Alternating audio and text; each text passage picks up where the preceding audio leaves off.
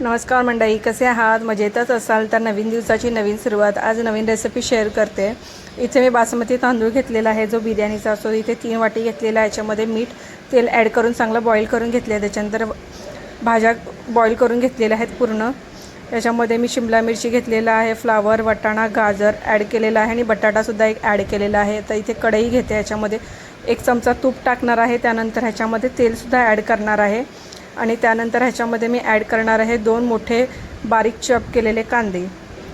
त्याच्यानंतर ह्याच्यामध्ये आपल्याला ॲड करायचं आहे टॅमॅटो. तर टॅमॅटोसुद्धा मी घेतलेले आहेत, 2 चमचे तेल ॲड केलेलं आहे थोडंसं, आणि टॅमॅटोसुद्धा मी ह्याच्यामध्ये ॲड केलेले आहेत 2 बारीक चॉप करून घेतलेला आहे. त्याच्यानंतर ह्याला छान असं मिक्स करून घेते मी, आणि ह्याला ना आपल्याला जरा टॅमॅटो आणि कांदा मऊसूद होईपर्यंत चांगलं असं शिजवून घ्यायचं आहे. त्यानंतर ह्याच्यामध्ये मी अद्रक लसूणची पेस्ट ॲड करणार आहे.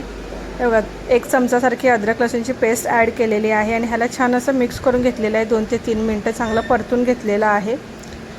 बघू शकता इथे छान असं परतून घेतल्यानंतर आता ह्याच्यामध्ये आपल्याला मसाले ॲड करायचे आहेत. मसाले काही जास्त ॲड नाही करायचे आहेत, फक्त काश्मीरी मिरची पावडर ह्याच्यामध्ये मी 2 चमचे टाकलेला आहे, अर्धा चमचा हळद टाकलेला आहे आणि मेन इन्ग्रेडियंट्स म्हणजे पावभाजी मसाला. हे बघा, मस्त पावभाजी मसाला इथे मी 2 ते 3 चमचे टाकलेला आहे. आपल्याला एवढंच टाकायचं आहे आणि ह्याला छान असं परतून घ्यायचं आहे 2 ते 3 मिनटं, म्हणजे मसाला ना जरा आपल्याला कच्चा लागणार नाही आपल्याला कुठेही खाताना. हे बघा, छान असं 2 ते 3 मिनटं परतून झाल्यानंतर आहे ना आपल्याला ह्याच्यामध्ये बघा मस्त आता ह्याच्यामध्ये आपल्याला ॲड करायचं आहे मीठ. हे बघा, चवीपुरतंच मी मीठ ॲड करणार आहे. आता मी भाजी जी शिजवली आहे त्यात मी मीठ बिलकुल टाकलेला नाही आहे. तुम्हाला सांगितल्याप्रमाणे फक्त मी भात बॉईल करताना त्यात मीठ टाकलेलं आहे, त्यामुळे ह्याच्यात मीठ टाकते मी. आणि याच्यानंतर बॉईल केलेल्या भाज्या ॲड केलेल्या आहेत. भाज्यासुद्धा आपल्याला 2 ते 3 मिनटंच नुसतं मसाल्यामध्ये आपल्याला परतून घ्यायचं आहे, कारण भाज्या आपण ऑलरेडी शिजवून घेतलेल्या आहेत. हे बघा, म्हणजे आपल्या भाज्यांना ना चांगला तो मसाला लागला गेला पाहिजे, म्हणून आपल्याला नुसतं 2 ते 3 मिनटं त्याला परतून घ्यायचं आहे. बघा, आता इथे झालं काय, मी कढई जी घेतली होती ती लहान पडली, त्यामुळे मी मोठी कढई घेतली आणि त्याच्यामध्ये 1 चमचा तेल परत ॲड केलं आहे, जेणेकरून मी जे मसाले ॲड केलेले आहेत ते करपू नयेत म्हणून. जर तुमच्याकडे जर सेम छोटी कढई असेल आणि कमी क्वांटिटीमध्ये करत असाल तर नाही तेल ॲड केलं तरीसुद्धा चालेल. तिथे तुम्ही अर्धा पळी तेल टाकलं तरी चालेल. आता इथे मी पनीर ॲड करते. तर पनीर माझ्याकडे थोडंसंच होतं, कारण मुलाला पनीर पुलाव खायचा होता, त्याचा खूप हट्टा होता, त्यामुळे आता म्हटलं जाऊ दे, आहे त्यातच करते. जर तुमच्याकडे पनीर जास्त असेल तर त्याचे मोठे मोठे क्यूब्स करूनसुद्धा तुम्ही टाकू शकता, त्याच्यानेही खूप छान लागतं.